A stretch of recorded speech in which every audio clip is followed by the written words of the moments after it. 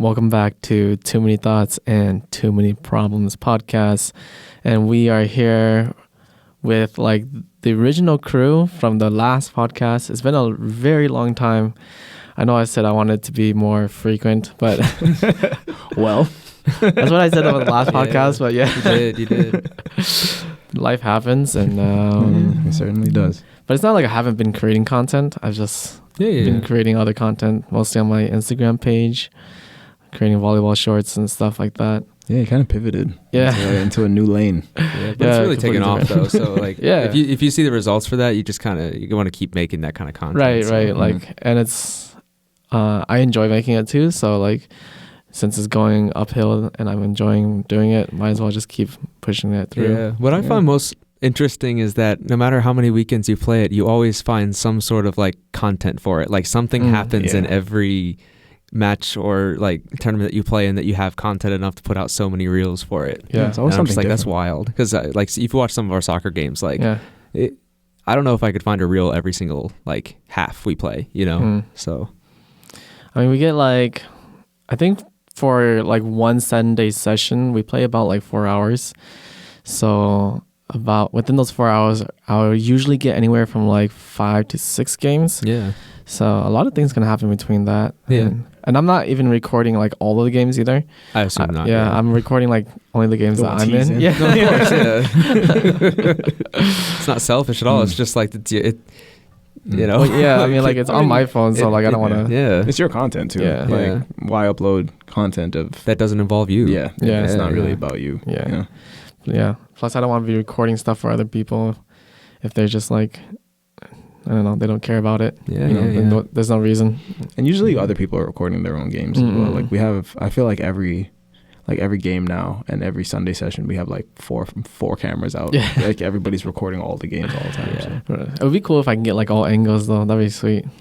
And like make it into like a haiku montage, capture like every angle. That'd be cool. You gotta get the super hyper effects though. Like when a ball's about to go out of bounds, you make a mega jump to the outside where you can hit the ball all the way back into the far side, so they can smack it down past everybody. And all the slow motions and the replays. Exactly, yeah. Everyone's reactions too, where you have different. Yeah. Nanda. Yeah. So I mean, that's what I've been up to, I guess. I haven't been doing too much besides like, like finally like really adjusting to my new school, which is kind of funny to say because we're basically a semester over already. Yeah, but I think as like, especially for public school teachers, when you change schools, it takes you a good 6 months to get used to everything. Yeah. There you get new co-teachers, you get new Korean co-teachers, you have new students, you have a new daily routine when you wake up, different travel methods, everything like that. You have to it takes a while to get adjusted. And you live in a different place now. Yeah. So that matters. And I'm like constantly meeting up with friends and so on now too. So that's I don't know if that's a good thing or a bad thing. Yeah. No, it's like you're getting the most out of your time here. Yeah. Definitely.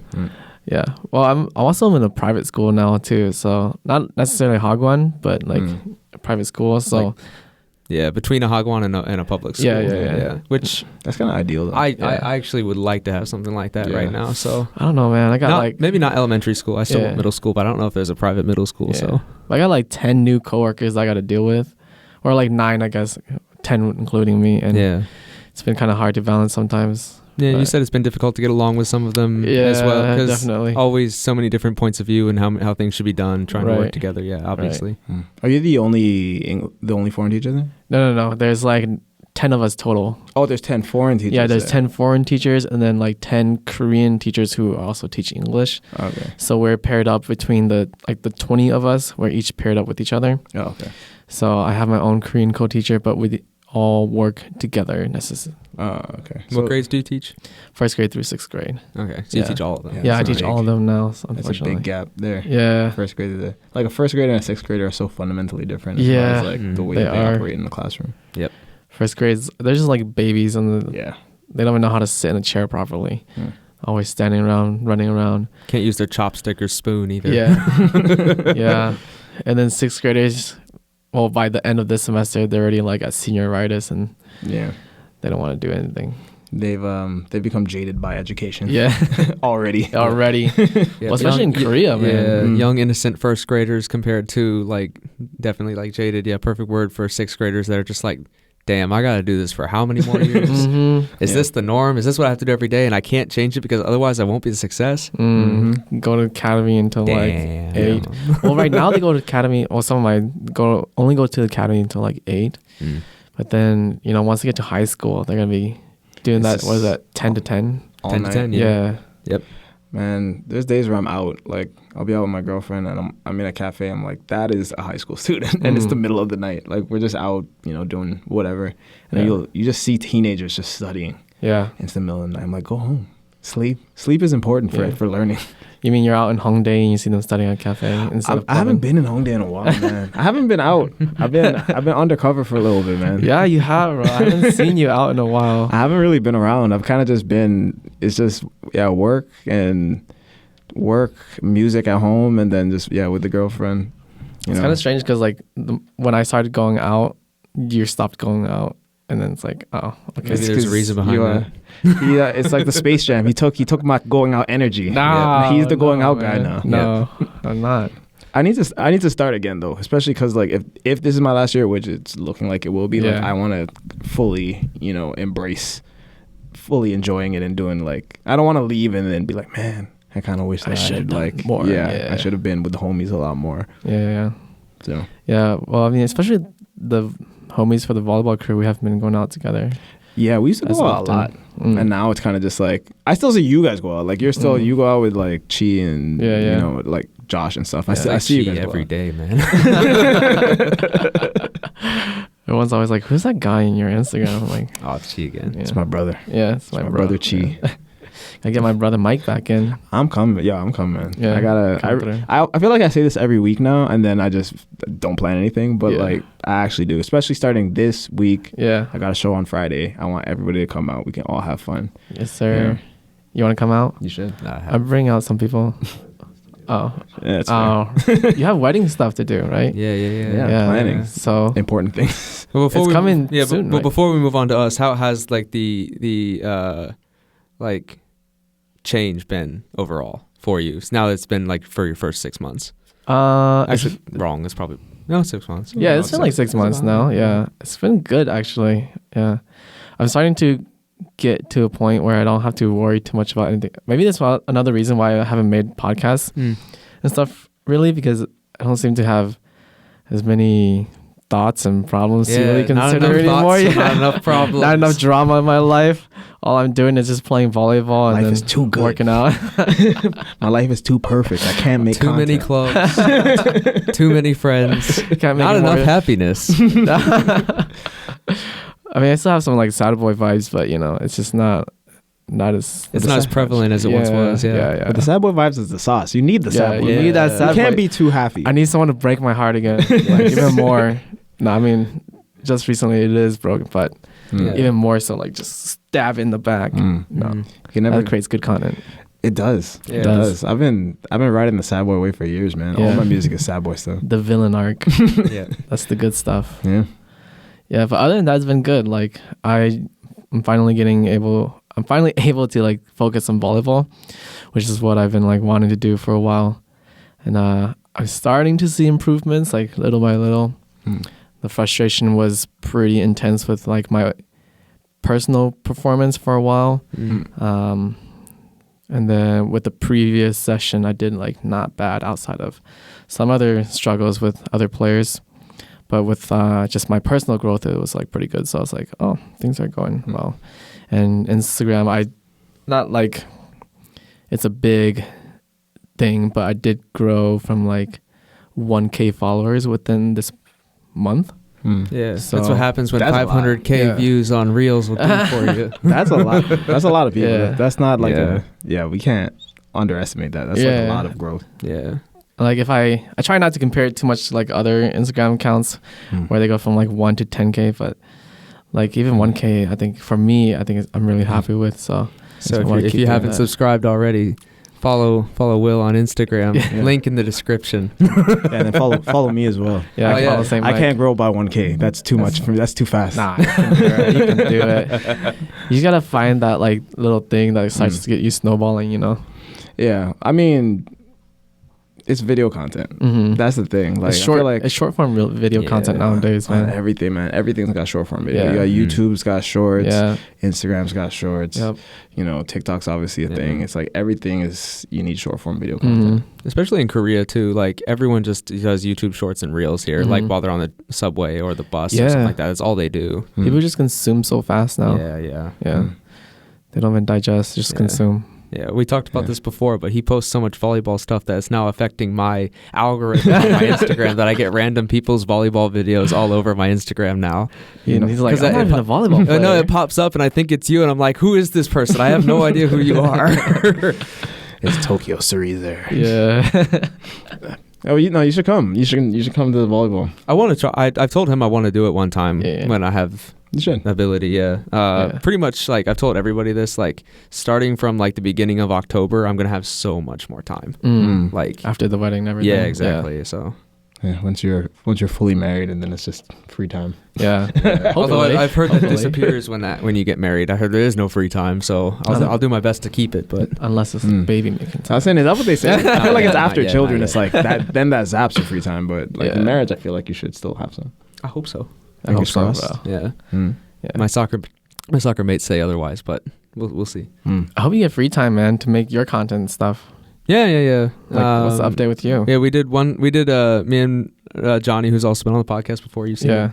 He and me, we went to we were in Seoul, and we did like pretty much an all-day bike ride from one end of Seoul to the other.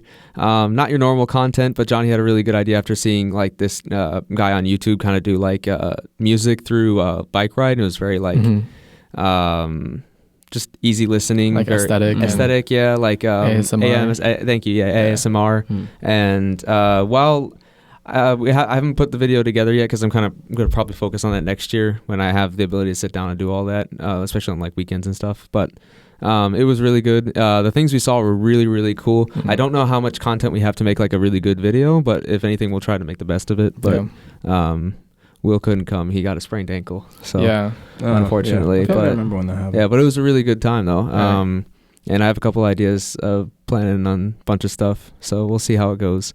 Hopefully I don't get discouraged from the lack of straight to 1K followers like these two. So but these two, these one. No. It's just one. It's not me. You know how long it took me to get that? Like I've been creating content for I don't know, beginning since I moved to Korea. Yeah. Your first Daegu tour apartment video. I remember that's the first video I watched of yours. Yeah. And I've been sitting in the low 100s forever since. Yeah.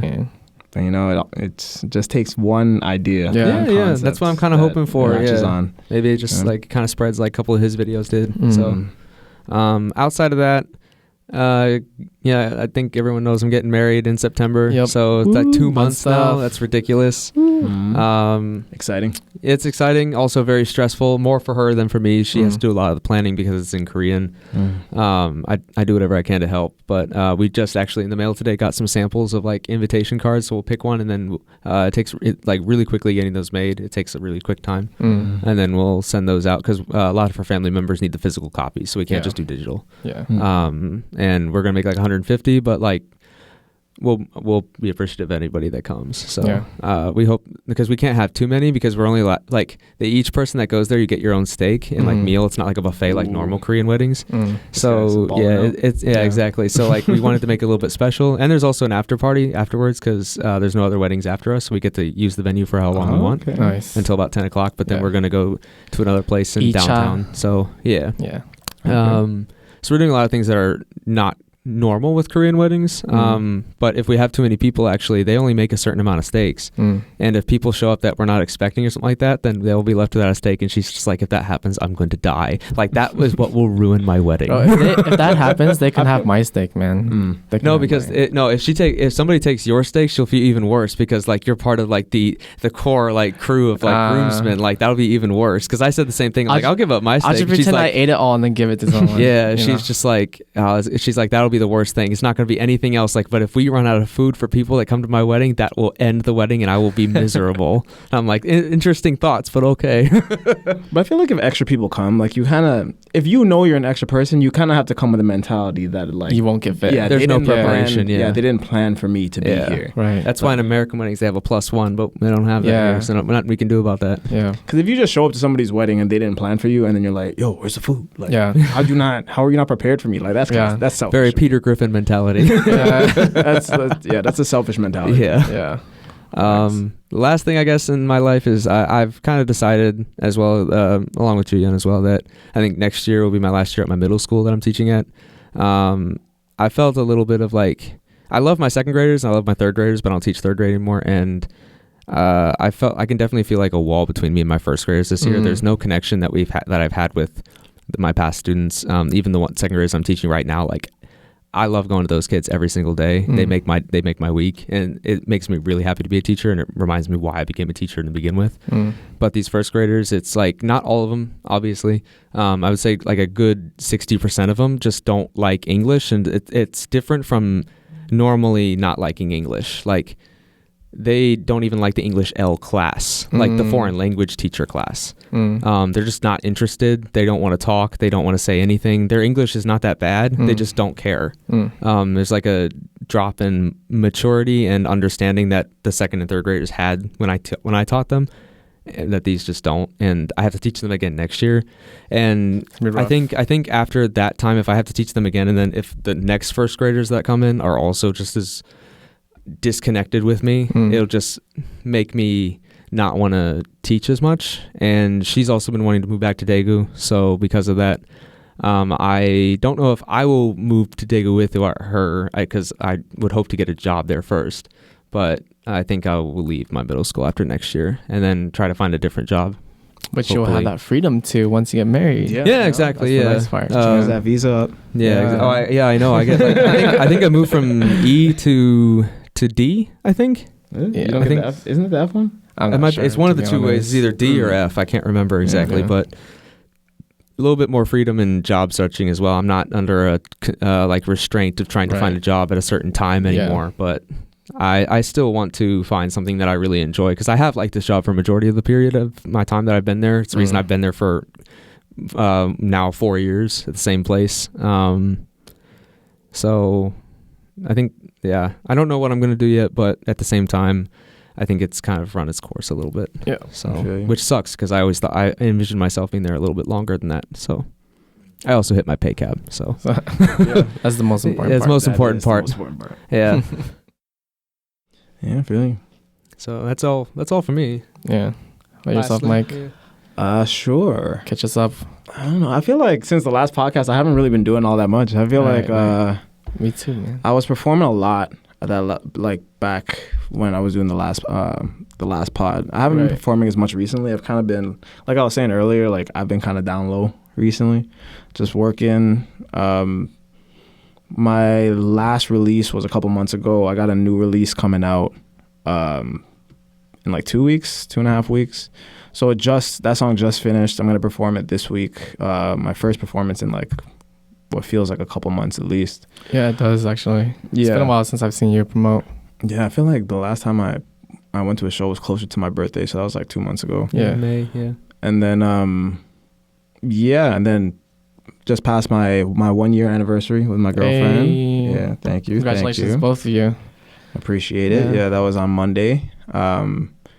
And anything special you did? Yeah, what'd you do? Honestly, it wasn't like get her a Ferrari. It wasn't. Yeah, that's the expectation here. If not a Ferrari, at least a new Louis Vuitton bag. Yeah, just Louis her out. Yeah, minimums. No, it wasn't anything like that. It was mostly we kept it pretty chill. I feel like we're a chill couple, so it was I cooked a little bit. We went to Namsan Tower. Nice. And that was actually the first time that we went, which is funny because even when we started dating, we're like, we should like put that on our dating list of things to do. And it took a year for us to finally do it. Did you do like that lock? Nah, we didn't do it. I saw so many locks there. I'm like, damn, these things are like rusted up. And it seems like every single person that has lived in Korea has done this. So, so like, I'll leave it to others. I saw a lot of people lock like their phone cases to it. That was kind of weird. Okay. I didn't know that was going to be a thing. Yeah. But that's a thing. They have a Cinnabon there. That's what I went there for. other than the anniversary. Yeah. Other than the anniversary stuff, which, I love my girlfriend, but Cinnabon was also there. And then we spent some time in the area where we went on our first date, and we went to the same cafe that we went to.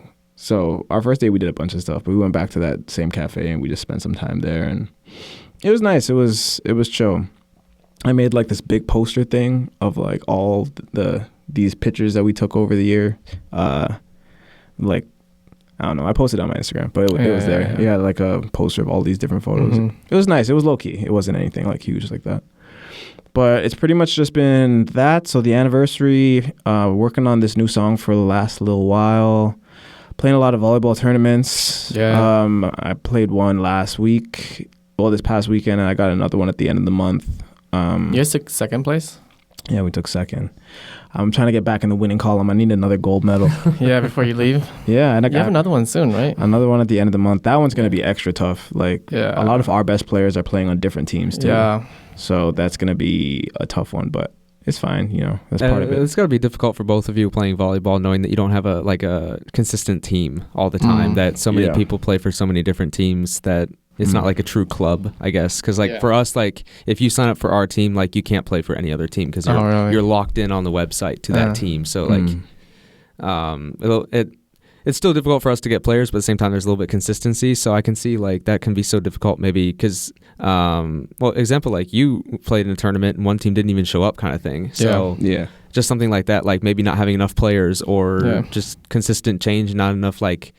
Melding of like relationship, like playing relationship. Yeah. The tough thing with ours is like actually kind of the opposite, where we have so many people that want to play the tournaments. So every single time we have a tournament, we have to make 2 or 3 teams. Like there's times where we have 3 teams, and that's kind of crazy. And then, people are, like you said, people are more familiar with playing with certain people, or you've played multiple tournaments with the same people. You have jerseys with certain people, so like.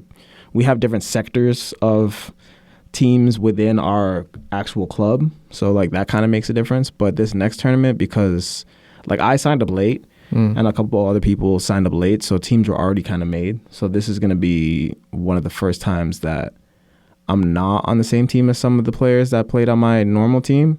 And so that's going to be a little bit difficult. But it's nice. It's a nice challenge. It's nice to mix it up.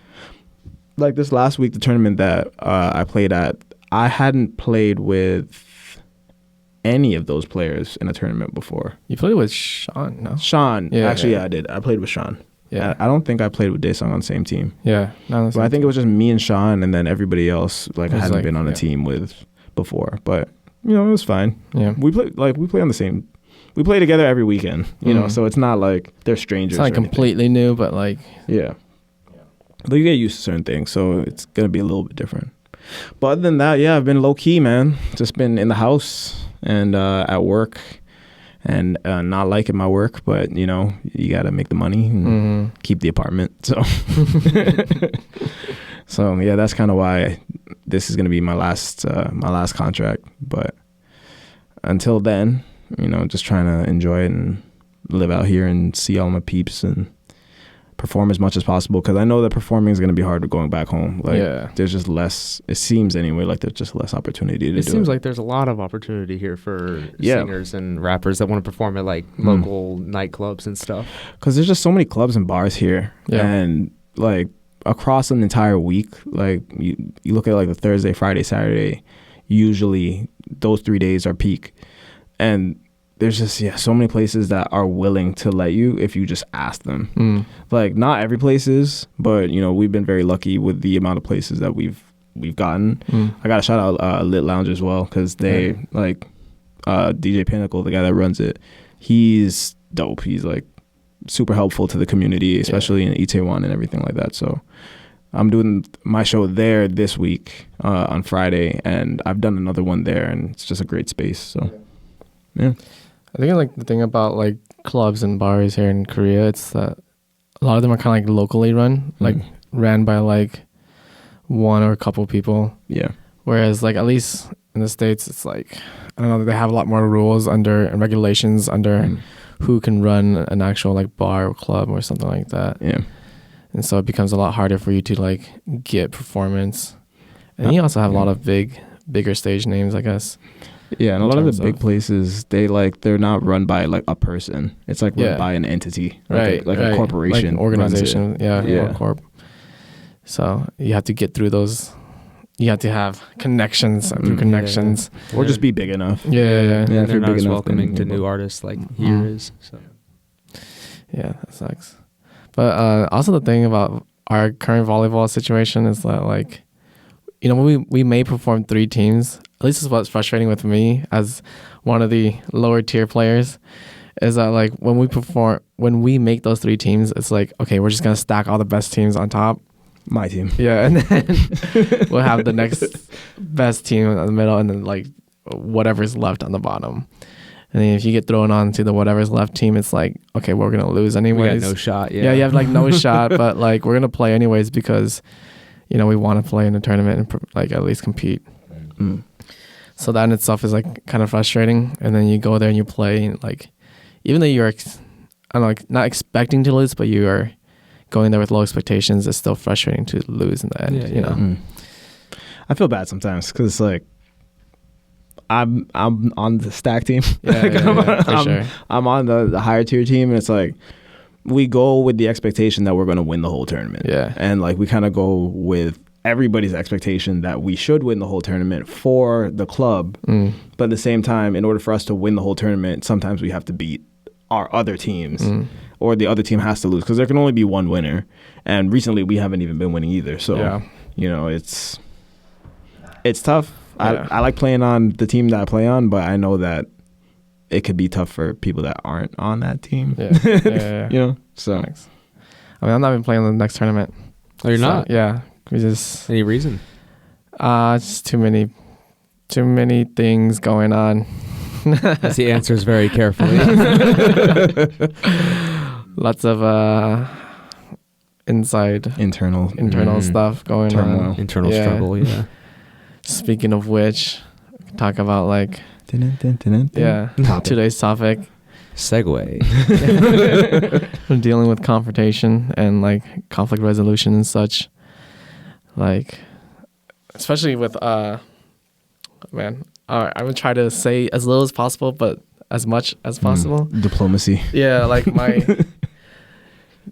because you're saying like you would like to join a private school, and I'm like, well, there's some perks, and then there's also some really low lows. I used to work at an English center, which is kind of similar to how you run your elementary private school. And there were pros, but there are also cons as well. Yeah, it's more like it's more or less I don't want to work for Epic anymore because I want to get paid a little bit more, but at the same time, I also don't want to work for a Hagwon. And then if you're looking for a teaching job, if you can't get an international school or if you can't be a professor, you're pretty much either Epic, Hagwon, or hopefully you can find a private school. There's like the only 5 options. Yeah. Unless you want to do something completely different than teaching, but that's how everyone gets a job here pretty much. So I know that like I'm very limited on what I'm able to do here. So like if I could find something that's private that's not linked to Epic, I'd be okay with it. Now, I'm not saying it's I would bet on it being worse than the place I am right now. 100%. I got great co-teachers. Students are, for a majority of the part, great. High level. I can talk to them like I'm talking to you guys for a lot of them, and they understand what I'm saying.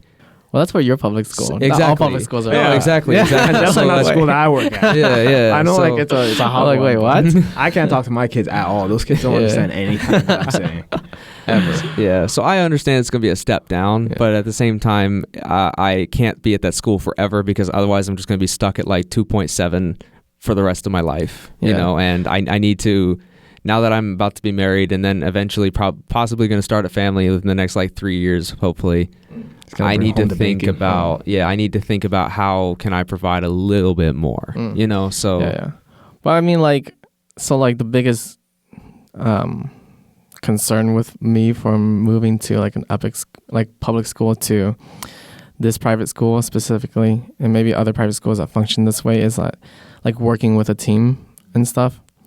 And it's not that I can't work with a team. I've worked with team plenty of times, especially with volleyball. Always work with a team every day. Yeah, like every time.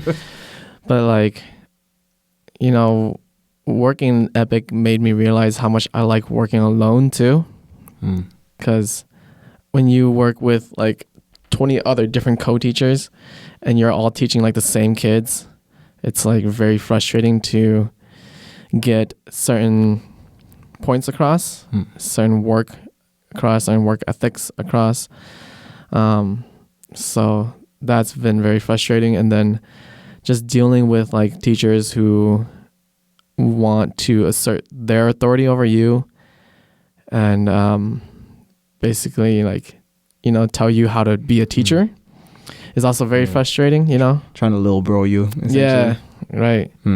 And like making sure that you're doing your job correctly according to the way they expect teachers to be versus how you are is also very frustrating. And I've had like those encounters recently, like a couple of times at the school already, and I'm just like, man, people want to fight. People want to fight. You know? Yeah.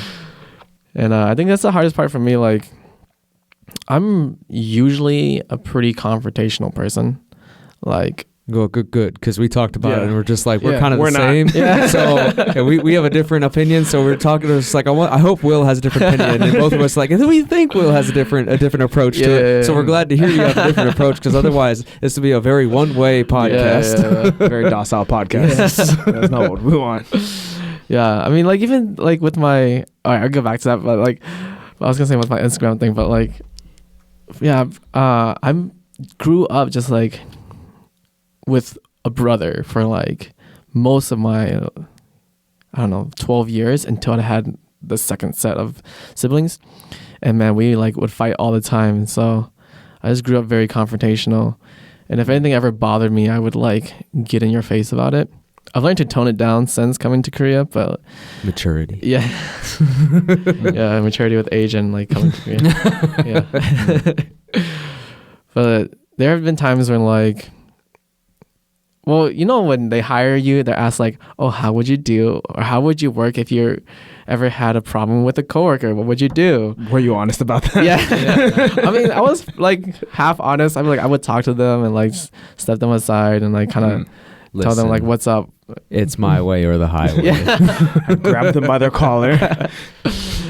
But like this one time, one of my coworkers like rubbed me the wrong way, and she said, he or she said, it's too late now. No, it's too late. Said like some like stuff about me, like kind of downgrading like my work ethic. And I had to just like step in there, and she like took some of my work because she was basically saying that like I couldn't do my own work, and she brought it to her office to do it for me. And then I like stormed right back into the office in front of all the teachers and all the other teachers, and I'm like, bro, like that's my work. I don't need you to do my work for me. And I grabbed it from her, and then I just took it and like walked out. So like if people rub me the wrong way to a certain degree like that, if they like degrade me, especially if they degrade like or they disrespect me in any way, I'm like super confrontational. Yeah, like not gonna no way. put up with it. Yeah. Now was this a foreign teacher or a Korean teacher? I'm not gonna say. So basically, if it was a Korean teacher, I don't have a comment. But if it was a foreign teacher, I'm like, you're lucky that you have the ability to do that. Because if I have a problem at my school, I don't have any other coworkers. So like, I'm kind of forced to be less confrontational, you know, because that's kind of what they promote in a Korean workplace in general. Korean work culture. Yeah, everything like is just hierarchy, and then like complacent, and they just expect no problems the entire time. So even if you do have a problem with them, you can't lash out at it. You can't be defensive. You have to pretty much just say, this is kind of what I prefer. And if they kind of say, well, this is kind of what I prefer, you pretty much just have to hold it in and be just like, all right, you do. I mean, you do it. I can give you my expert opinion on it, but if you choose not to take it and something happens, which it has before, then can't say anything. You know, yeah. So at least you have the ability to, if it is a foreign teacher, do something like that. Because I if I do that, it's gonna look pretty bad. You're the bad guy. So especially like if you do it in like a teacher's office, especially everyone's gonna be looking, and then that breaks Noonchi, and then it's just like, So yeah. I agree with you with what you did, though. I probably wouldn't have done it the same way, but the fact of the matter is, even if she didn't think, or he Sorry, I don't know who this doesn't person matter is. anymore. See, we've already forgotten. We've already forgotten. No, They, them, it. Yeah. Yes. Even if they didn't agree with like the way that you do your work, or they even if they thought that in their heart, this guy sucks and he can't do his work, it's still not their place to like try and degrade you. Yeah. You know, it's still a workplace. Yeah. At the end of the day, like there's professionalism. You can't just grab somebody's work and be like, you suck, I'm doing your work for you. Like, who are you to do that? Right. You know, regardless of who you feel like you are, like you can't try and make me feel small in my job. I don't wake up to be bullied by you're a grown man. Yeah, like you don't wake up to be bullied by other people in a workplace. Right. You know, so especially when they're supposed to be your coworker, like your team, you know. Yeah. Yeah, I agree. Yeah. So working in a team, you're going to come across things like that. Right. Yeah. I mean, like, what was your guys' most recent, conflict? And well, that's kind of what we discussed, is that we kind of avoid confrontation Really? at all times, if at all possible. I told him I personally don't do it unless there's no other choice. All right, give me an example. Ooh. Okay. I don't know if I can. I can use like an example of me doing confrontation. Okay. So my first year in Korea, I was at an English center, and halfway through, the 3 teachers' contracts were up, and they left. Yeah. So we got 3 new teachers. One of them was okay. She was decent. The other 2, I wanted to kill them. So, and I pretty much me and this other teacher that were the 2 left behind, we would talk to each other a lot. That basically and unfortunately talk behind their back about them, but it's like there's no other way to talk about it, because like I tried to avoid it. So like we would talk about them just like, oh, they're not progressing, they're just not learning, they're just like, they've been at this for a couple months and they're still just not understanding how it works. And what you do is when you have, we make lessons kind of like you do from scratch. And then when you want to present them for the next like grades of students that are going to come to the center, we do like this presentation that takes like an hour. So we have to present everything that we're going to do, all 4 lessons that we created by ourselves, and all 5 teachers have to like promote that. And basically they put 0 effort into making anything to show anything, because they didn't realize they had to do it. But it's just like, it's common knowledge that you're a teacher and you have to and this has already been told to us beforehand. And that was like the last straw, I guess, for the 3 of us. What did they expect? I'm a teacher, I'm gonna go juggle. Well, so this is so we were basically, you could see on the Korean teacher's face, they were not pleased. They weren't going to say anything, obviously, because again, they avoid confrontation. They're not going to say anything. But you can tell, and we get the vibes of that they're putting out. And so when they left the room, we kind of had our own meeting, the 5 of us, and the 3 of us basically kind of looked at them both, and where I'm like, okay, I went ahead and took the lead. I was just like, okay, I'm going to be straight up with you both. I'm like, are you here to teach or are you here to travel? And one of them, with a straight face, with a smile, just looks at me and he's like, travel. Oh, jeez. And I'm like, and that's when I went ahead and was confrontational about it, and basically told him just like, well, you suck at your job. And we have to work together. And basically, like, if the way this center works is the Korean teachers are fantastic. They're super nice. They help out with anything that we need. And the way that they can keep their job and keep the center running is through the taxes of the people that of the Imshil County pay. And if the parents believe that when their kids tell them, because kids tell their parents a lot, that the center is useless and these teachers are bad and they're presenting bad lessons, these teachers are going to lose their job because the center is going to be shut down. And this center is an opportunity for, after being here for so long, so many students here can't speak anything at all. They can barely do the alphabet because it's such a rural place. And so when they come to the center, that's their only opportunity to be around a foreign environment and speak and practice, read, write, listen, anything with English, because a lot of their teachers at the school can't even speak English, and they're the English teacher. And so I told them, like, if you respect them at all and what they do for everything that they tried to make a living for their families, because they all have husbands and kids. So if you can't do that, like, I'm pretty much going to make your life hell here. You know, like, I will make you know it, you know, kind of thing. They got a little bit better as the time went on, but I think I was thinking about re-signing for that school, because even though it was in the middle of nowhere and the schedule was stressful, the kids were really nice, and it wasn't overall that bad. It really wasn't. But I think after the change of teachers, that's when I went ahead and made that decision. I'm going to go ahead and reapply, and then I moved to Seoul. So that's like the one like confrontational part that I keep in my mind. Yeah. I told him if I have like a confrontation with a friend and it's been building up a little bit, and I have done this in the past, basically I'll just stop messaging them, and if they message me, they'll just never get a message back, because that's me avoiding confrontation. Like I don't want to tell you that we're not friends anymore, and I don't want to have this very long discussion. It's happened once before while I was here. A couple times my first year. And it's just it's not the right way to deal with things, but at the same time, it's just I don't deal with confrontation. I avoid it if at all possible, because I like to view myself as a very relaxed person, and I don't like to get worked up. So I don't want to avoid it, and I don't really involve myself in a lot of drama and opportunities where I have to be confrontational with people. I like to think that I'm in pretty good places in my life wherever I am, so I don't have to avoid it, but when I do, I choose to avoid it. So it's interesting to hear that you behave completely different and like the exact opposite of what I do. It's not like I want to, it's just no, it it's happens. Just, yeah, personality. It's just my personality. I actually feel like, before I even get into like any specific examples, I actually feel like having a certain level of like confrontationality, and that's not a word, but you know, like the proclivity to you know, confront people, I feel like is actually really important, and I feel like a lot of people, myself included, kind of lack it, because I feel like if you don't confront people, sometimes when you have to confront people, then that's kind of when you get pushed around or you get taken advantage of, and that's something that I need to work on as well. It's kind of weird with me, because like I avoid confrontation, but at the same time, like my convictions around certain things and the way I feel about things is so strong that often it invites confrontation, which is kind of weird. Like I've been at multiple jobs where just the way my morals are set up and the way that I feel about something, sometimes the job itself is at odds with that. And then like that's when I start to like be disillusioned about the job, or I stop caring about the job and whatever, and that invites confrontation.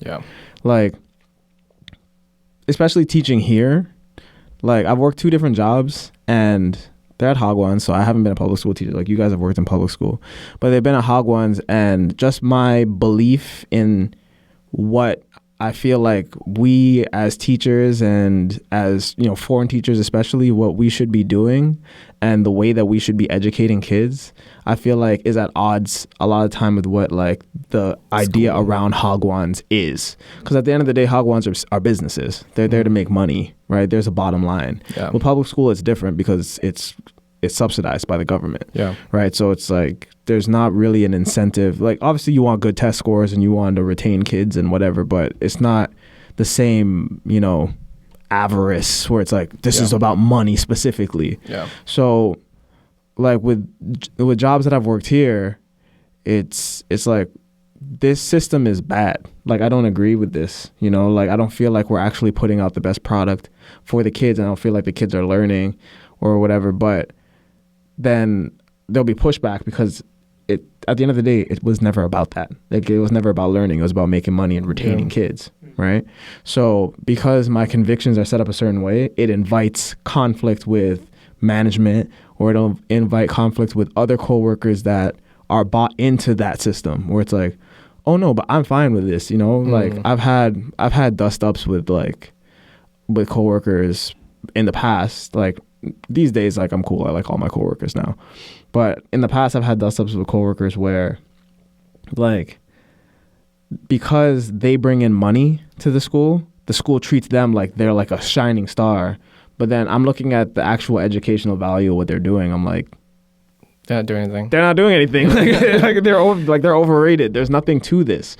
It's like it looks good, you know, and the parents are like, oh my God, like I love this because like it's showy and it looks good. But then I'm like, but the kids can't ask to go to the bathroom in English. You know, they don't know their ABCs. Like they can't express themselves at all. So like we're doing all these big showy projects to send home to the parents. But then if you ask a kid, like, what's the weather like today? They can't answer the question. Dude, image is such a thing here, man. Yeah. So it's like, that's my educational philosophy. where I'm saying like we should be pushing critical thinking. We should be pushing like actual learning instead of just the way that something looks. But that's my foreign belief. You know, I'm not Korean. And, you know, I'm not in the Korean system, cultural system of where things are more about image than they are about the actual, you know? So I've had problems with coworkers in the past where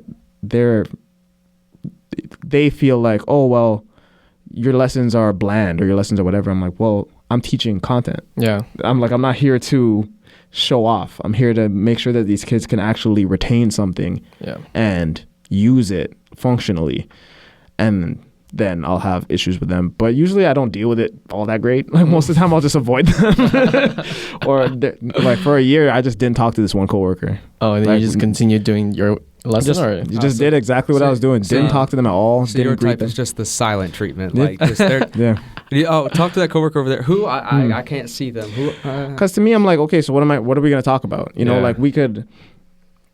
Even if we were to apologize to each other, I don't like you and I don't agree with your thought process. Like there's nothing for me to gain from being cool with you. Like we don't really work together. Like we work in the same place, but you teach your classes, I teach my classes. You know, like we're in different classrooms. We teach the same kids, but we're not really collaborating in any way. And I don't like you as a person. So what reason do I have to, you know, try to make this work outside of what camaraderie? Like I don't care about that. You know, so I've avoided it, but at another job I had, I was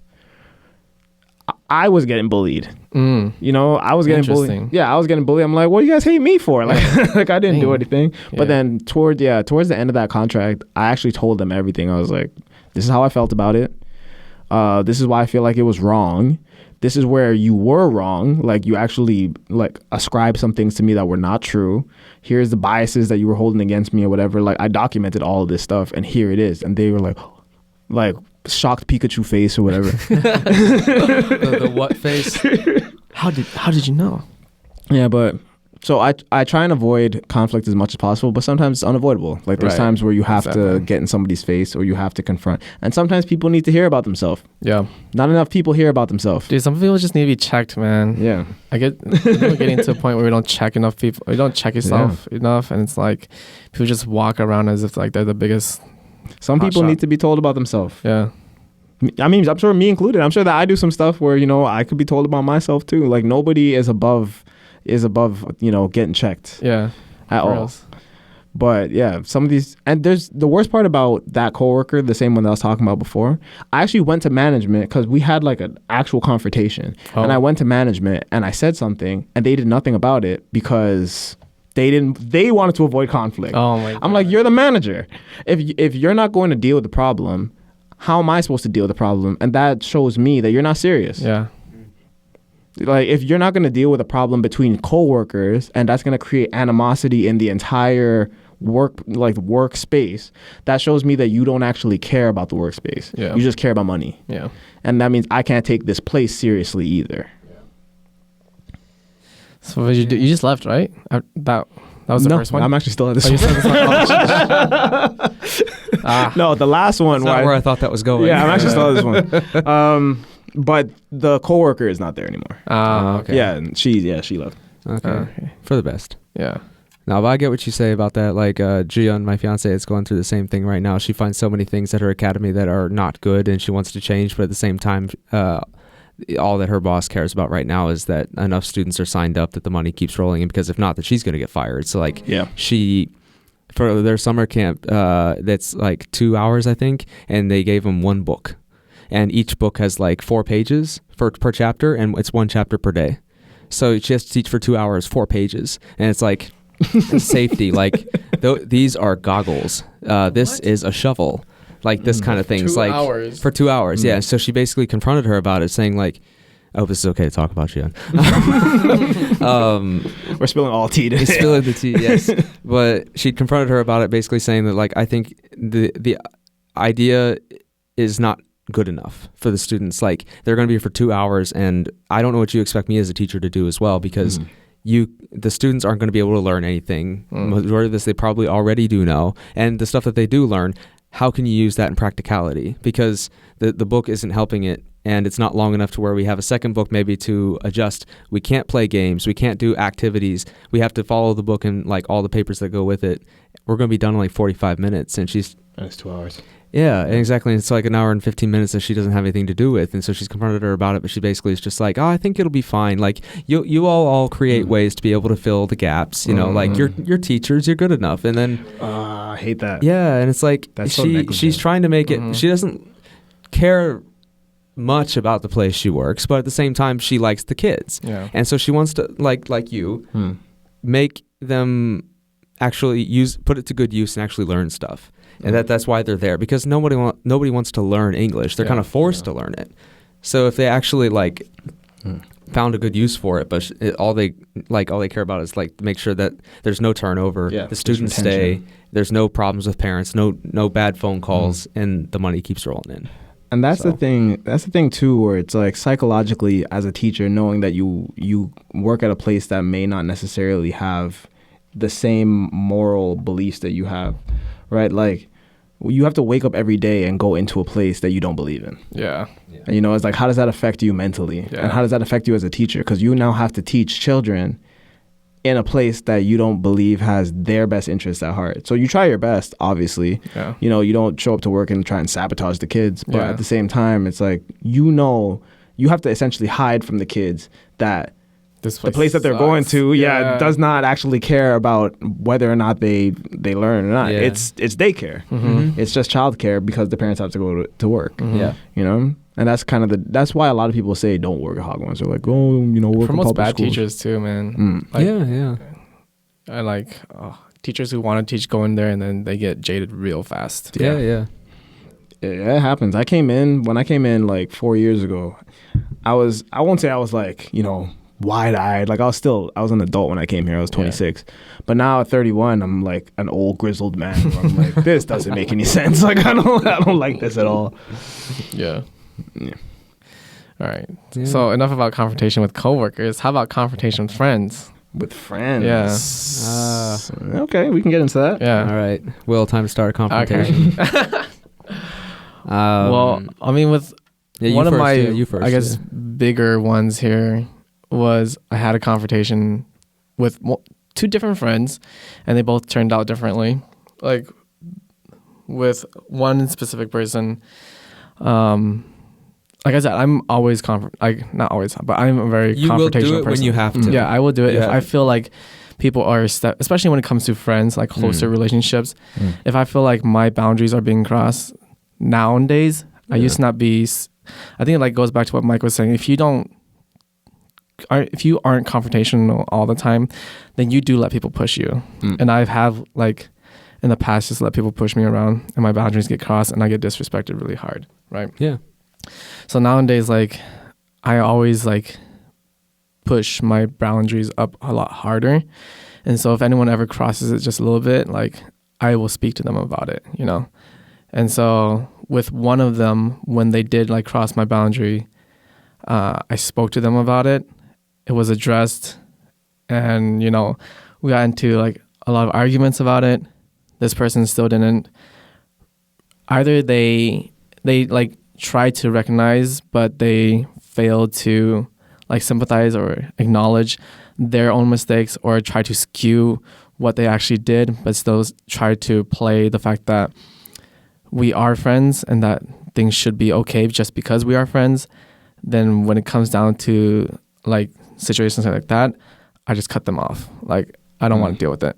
Like if you're not treating me the way I like with equal respect as friends, then I'm not dealing with it. Like regardless of how little confrontation or like how the confrontation goes down, like it's not for me, you know. So it's the lack of accountability kind of. Right. Where it's like you addressed it and they're still like, but no. Yeah. Like, here's why I should be allowed to do whatever I want. Right. Essentially. Yeah, exactly. And if they're your friends too, like, one, they shouldn't get upset if you're being upfront with them because, like, you should have that level of trust as well, saying, like, if you don't know that you've crossed my boundary, like, well, here's why you crossed it, and here's how not to cross it again if you want to maintain this relationship, if it's that bad, like you said. And if they don't sympathize or understand why you're angry with them, then, it's understandable what happened. Yeah. So.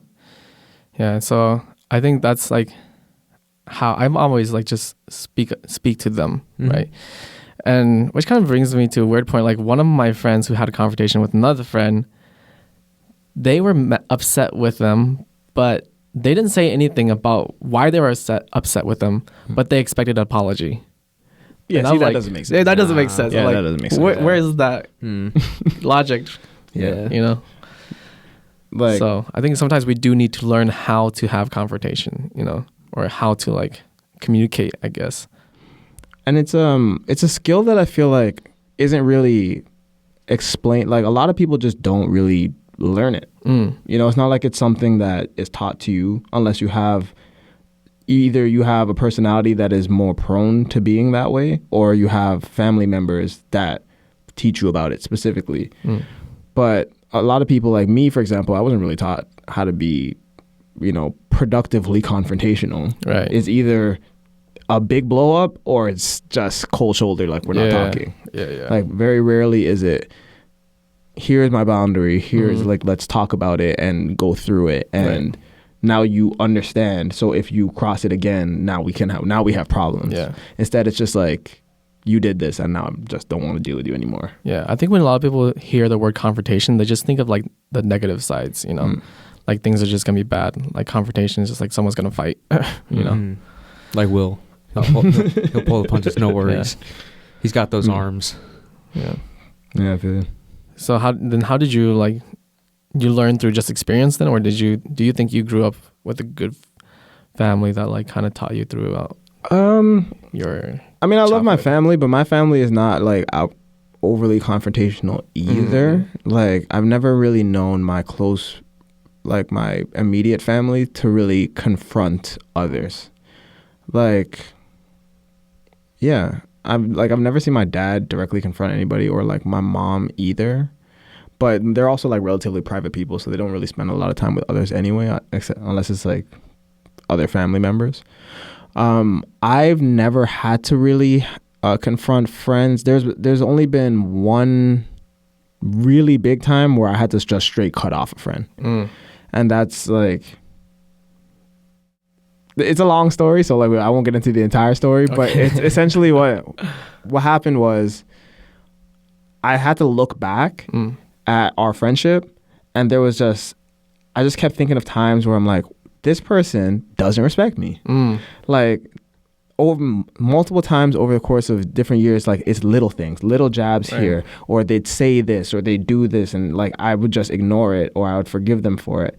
And then at a certain point I'm like, this person doesn't respect me, and the amount of energy and time that I'm putting into this relationship is only hurting me. It doesn't benefit me in any way. I don't need this person, right? It doesn't, like, them being around doesn't help me. And there was a time where we really were friends, but then over time, like, it's the little things that just creep in and it sours the entire relationship.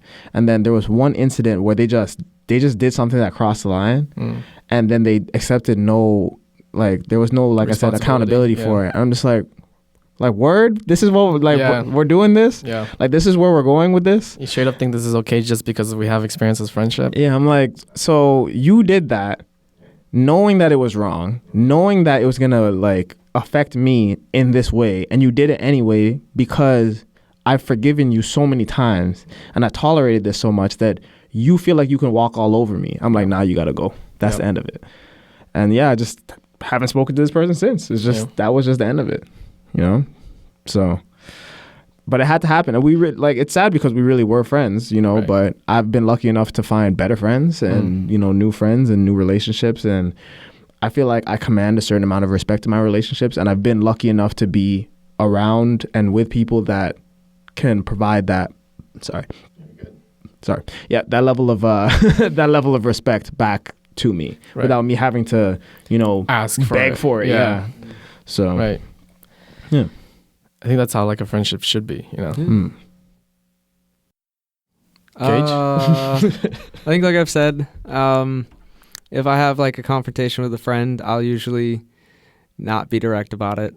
I've tried to better that. I have done it while I've been in Korea. If you met me before I came to Korea, I would not. I think I've grown a little bit since I've been here, so I have done it once while I was here. I usually don't get into a lot of confrontations with my friends. I'm not a yes man, but at the same time, I always like to keep the vibe like pretty good. I don't like friends fighting with my other friends.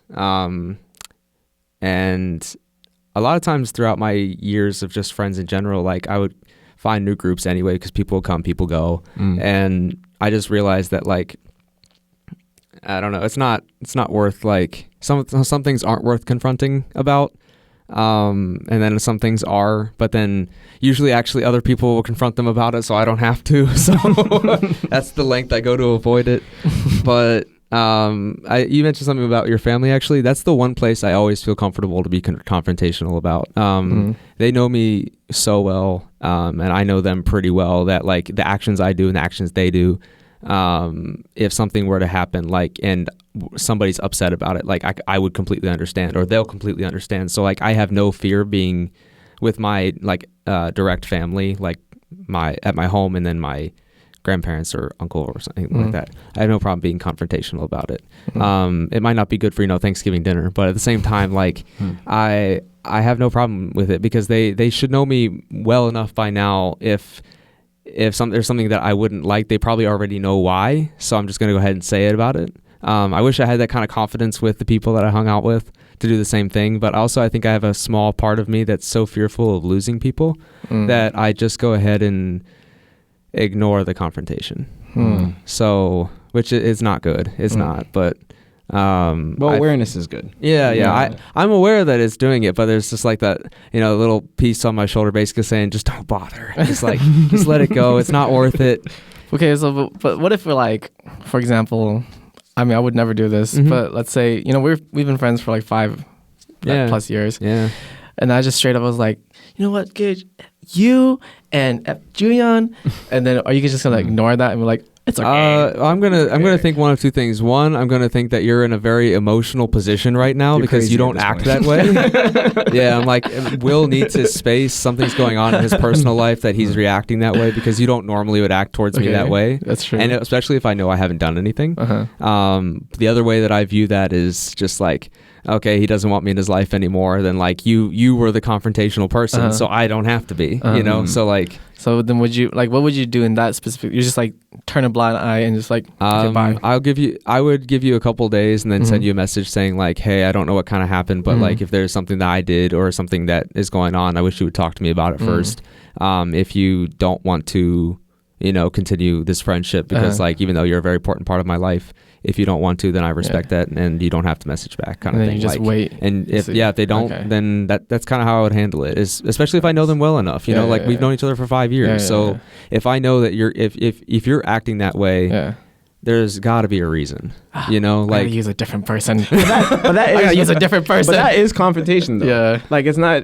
It doesn't always have to be like a big blow up. Right. You waited a couple of days and then you address the situation. Yeah, that's confrontation too. That is a kind of confrontation. And I have done that with somebody that's no longer in Korea, and I have, and we had a very long messaging session about things like that, and there was just events leading up to the final time where I actually did talk to him. And then pretty much after I left that, I messaged Juyeon, who I was with dating at the time. I basically said like, yeah, I just went ahead and cut it off. And she was very proud of me because she wanted me to. And my mom was also proud of me too because she had heard stories about it too. And she's like, you never do that. And I'm like, I know. She's like, yeah, I know. And she's just like, oh man, being in Korea has done wonders for you. You've changed. You've changed for the better. So yeah, I'll remember that because they were, both of them, my fiance and my mom were both shocked that I did that because I just don't do that. Yeah. So I feel like I've changed a little bit, but I always try to give my friends, I think, the benefit of the doubt as well. Like I said, I don't try to upset them. I don't try to visually, like that person did, I never walk over people. I always try to give them the respect and their boundaries. And if I do happen to, then I would hope that they would come talk to me about it because I feel like if I consider you one of my best friends, that we have some sort of understanding that we should be able to talk to each other. And if you don't want to talk to me, then then it is what it is. Yeah, it is what it is, and it's back to you just won't hear from me. Like that kind of thing. Yeah. So, and I think even though it's not the right way all the time, it's not maybe the healthiest way. It's the way that helps me. you know. I mean, I'm fine in the end, you know, like. So, I mean, you said you will message them later, so that's kind of like you saying your final, or like you addressing the situation. Yeah. So Again, for example, if it's you, if you don't message back, then I know that like it is something that I did, and maybe either one, you're not mature enough to talk to me about it, or two, maybe it's so bad that you don't want to talk about it. And well, it's not always something you did. It could have been something. Just exactly. Something that happens in your life or something like that. And if you do message me back, then I'm glad that we have the ability to confront each other, like you said, like a positive confrontation to discuss about it, because like it'd be in a way that I wouldn't want to lose you as a friend. Okay. So how would you guys deal with confrontation with like your significant other then? You want to go first for me?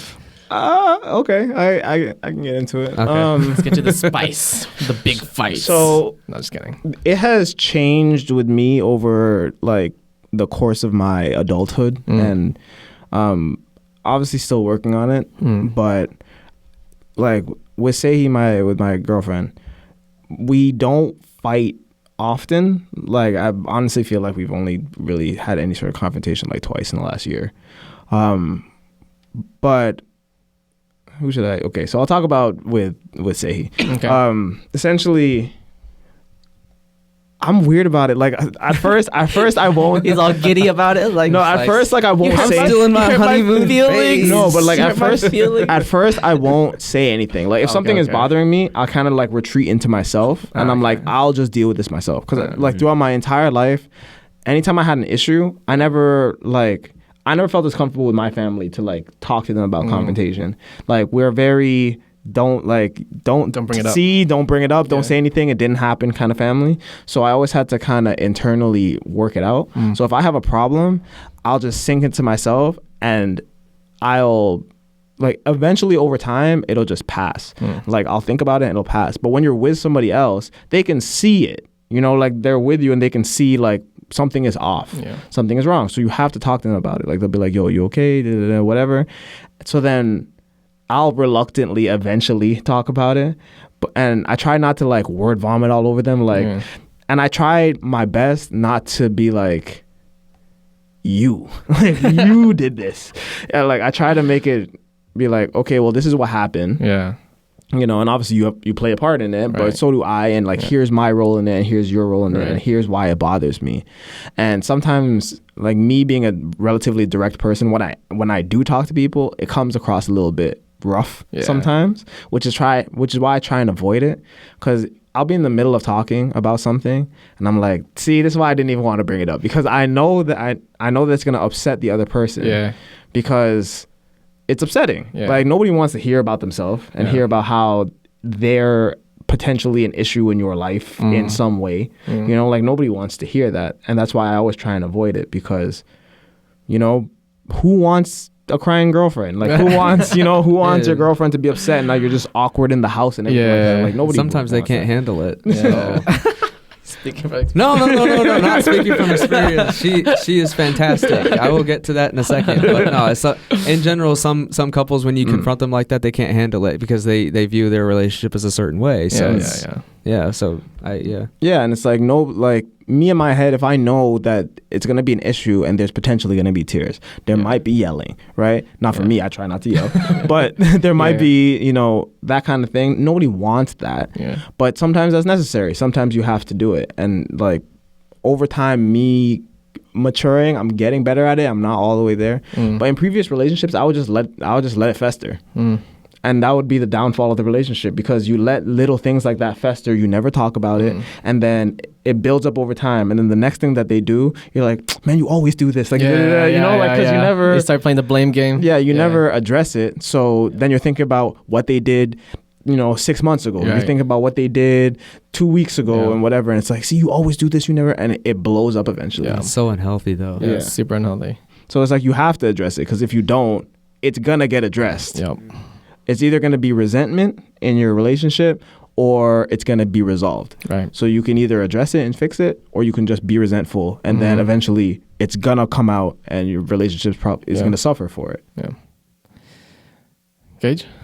For me, while she's blowing up my phone right now. She knows you're talking about. It's like the Japanese thing. She's like, don't say this about it. Don't say about this.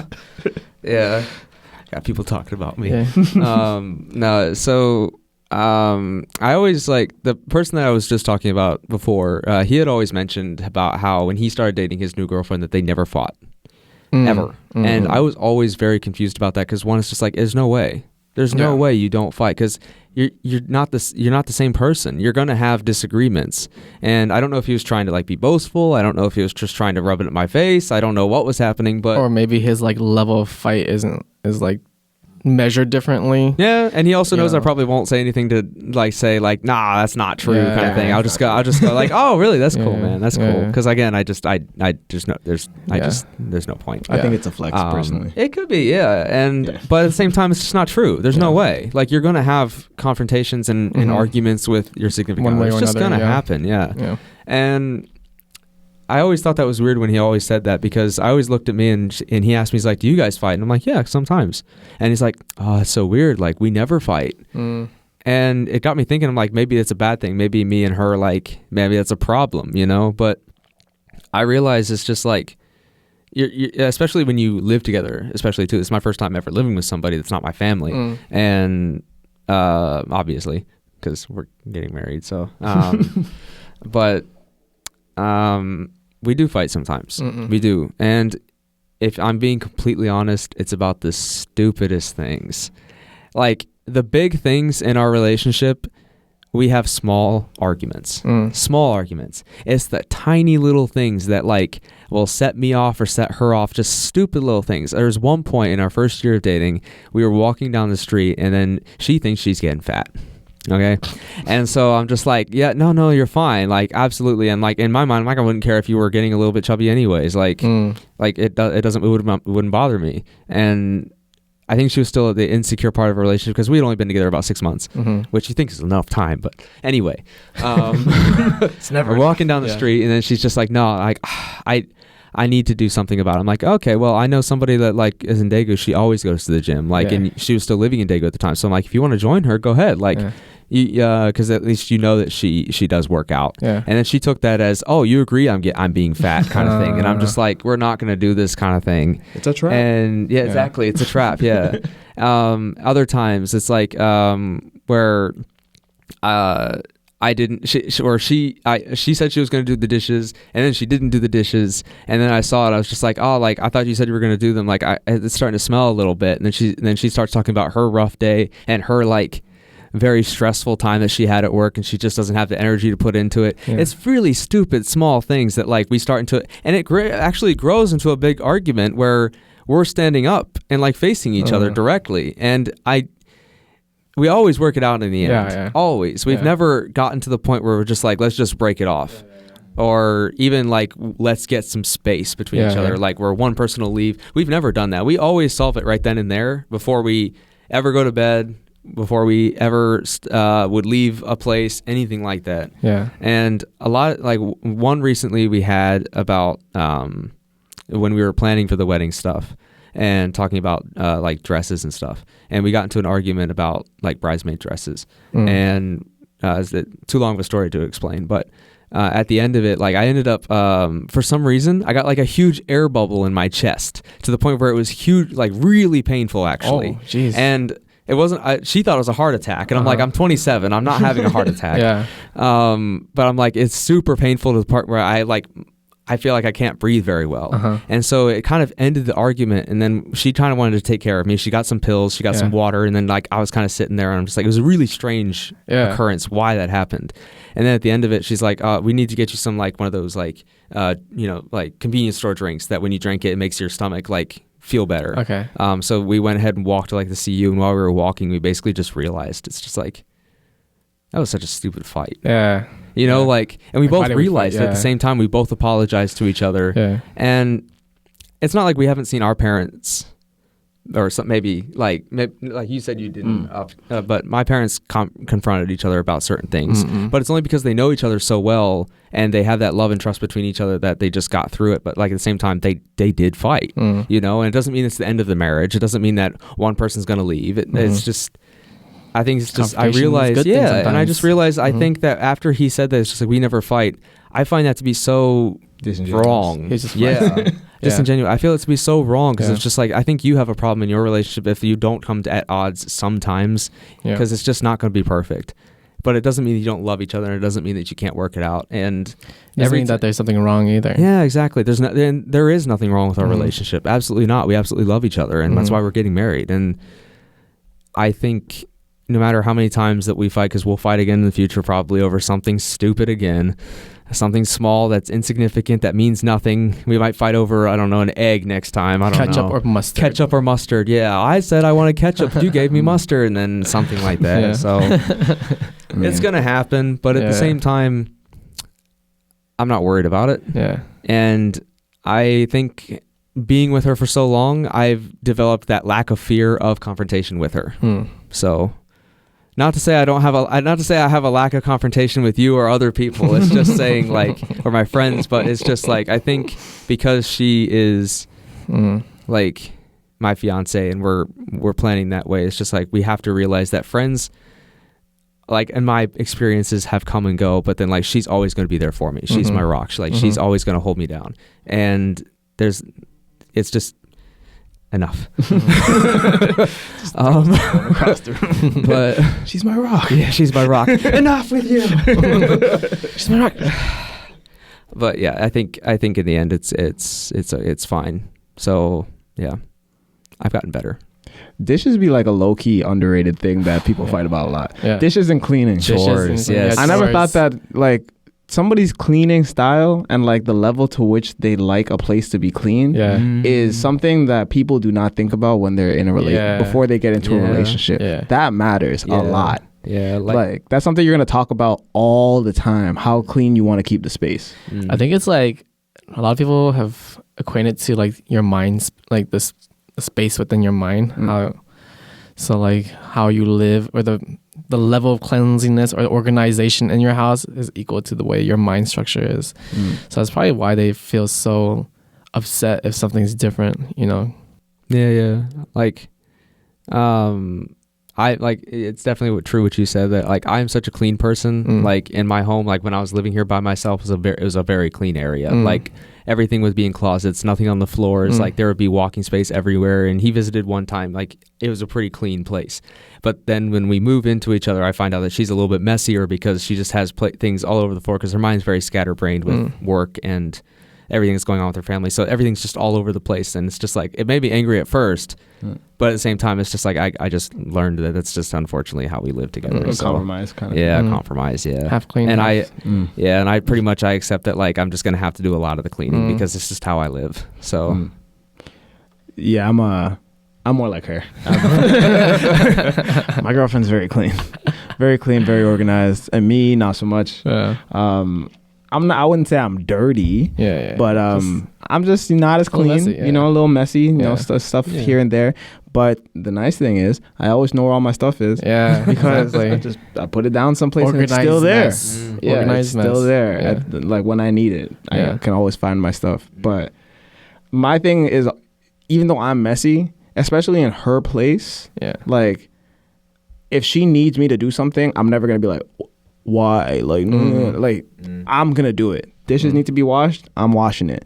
Like, if, you know, the floor needs to be swept or, like, mopped or whatever, I'll, like, anything she tells me to do, I'm gonna do it. Like, I'm never gonna argue with her about how clean she wants to keep her house. And if we live in the same place, then we can, you know, balance that out together. As far as, I don't want to live in a dog. My side. This is your side. I mean, I don't want to live in a model house. Draw the tape. Yeah. Because my parents are mad clean. Like, my parents are super clean. But, like, my house outside of my room, it felt like a model house. Like, I'm walking through it, I'm like, this don't feel like anybody lives in here. Yeah. You know, it feels like one of those houses that they take you to see, like, when you're gonna buy a house or something. Yeah, it's like an open house. It feels like it feels like we're staging our house for somebody to buy it. It's like, it doesn't feel like somebody lives here, and I don't like that feeling. But my parents do, and other people really like it. So I can be understanding of that as long as people aren't on me about how clean my place is. Yeah. You know?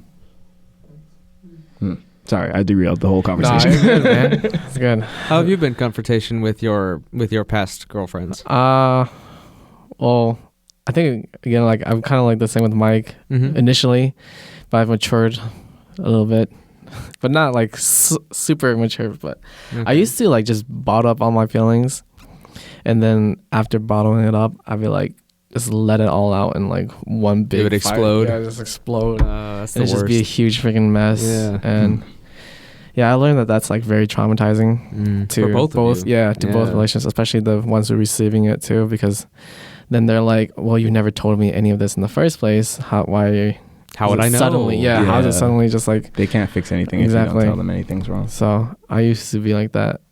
But nowadays, I'm trying to learn how to be a better communicator. It's probably one of the reasons why I initially started like podcasts and stuff, to learn how to express myself and express my feelings better. And now with like my most recent, I guess, breakups, I've tried to like communicate with them like, I'm feeling this way because of XXX or Y and Z. And I just want you to know that like we are both part of this relationship, and I'm feeling this way because of that. And I want us to communicate a way that we can like either resolve this or, you know, try to find a different method of approaching our relationship, or otherwise, you know, break it off too, you know. Sometimes that's what's gotta happen. Yeah, exactly. Are you quick to break it off, or do you give it time? No, I never approach confrontation with significant others and to like break up. Like it's always to try to fix things first, or try to I don't know if fix is always the right word, but like to mend things, you know. But I think the hardest confrontation for me is always like breaking up. That's the confrontation that's hard. That's why most people try and avoid it. Yeah. Most people try to get broken up with. Yeah. Versus being the break-upper. Yeah. But Will's usually the break-upper. No, I'm not. You're not? I'm not. Oh, okay. It's been like 50-50. Oh, okay. Yeah, it's been very 50-50.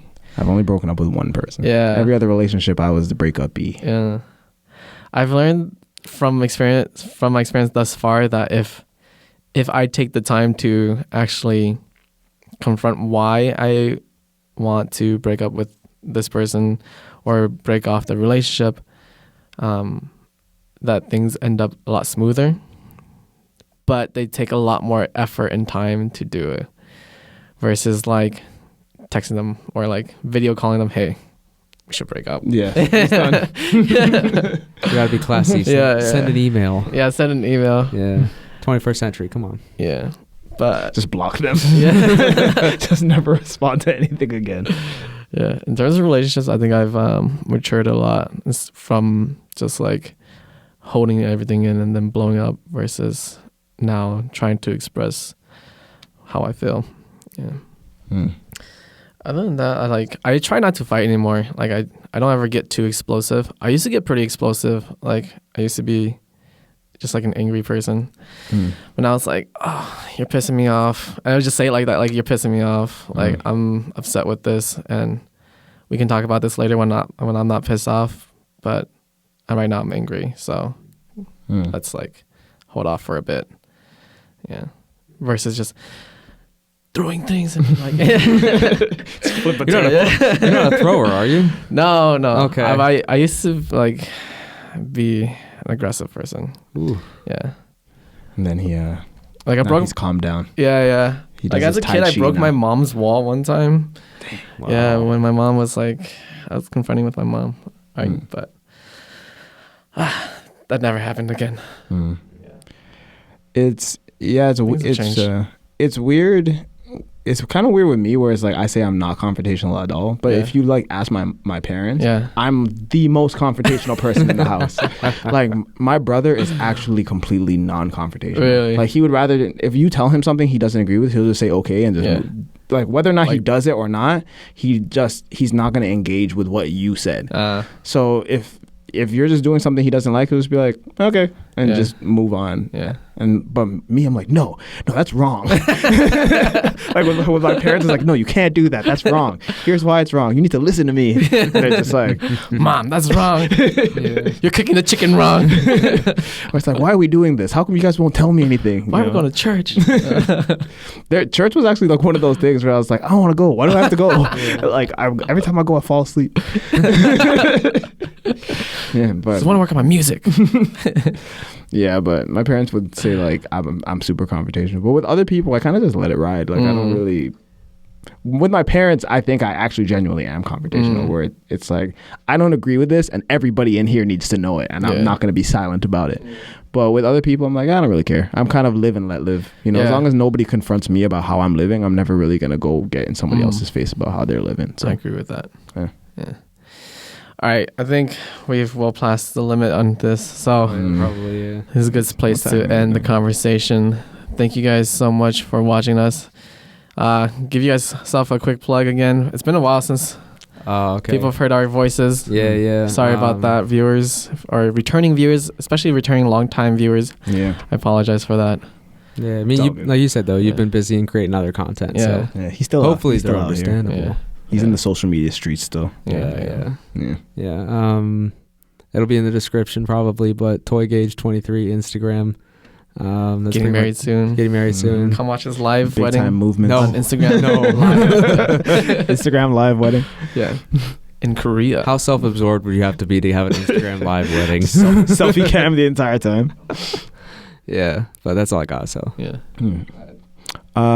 At the Saint Mike, TheStmike on Instagram and Twitter. I don't really use Twitter that much, but they got Thread now. Yeah, they got Threads now. Maybe it's been a while. I'm gonna hop on. I might hop on Thread. I'll see what's going on with that. But yeah, at the Saint Mike, new music coming out in like 2 weeks. My new song called Reputation. Most of you guys are probably not in Korea, but if you are, hit me up. Come to the performances. Yeah. Yeah, that's pretty much it. You can find Saint Mike music pretty much everywhere on Spotify, Apple Music, YouTube, SoundCloud, Bandcamp. If you check my Bandcamp, you can actually buy stuff there. Yes, sir. But that's pretty much it. Yeah, at the Saint Mike, check me out. I'm very friendly. I don't bite. I promise. Yep. Thank you guys so much for watching. Thank you guys for always hopping on the podcast whenever we need you guys. Yeah, always, yeah. Appreciate it so much. Appreciate you guys. Until next time. Peace. Yeah.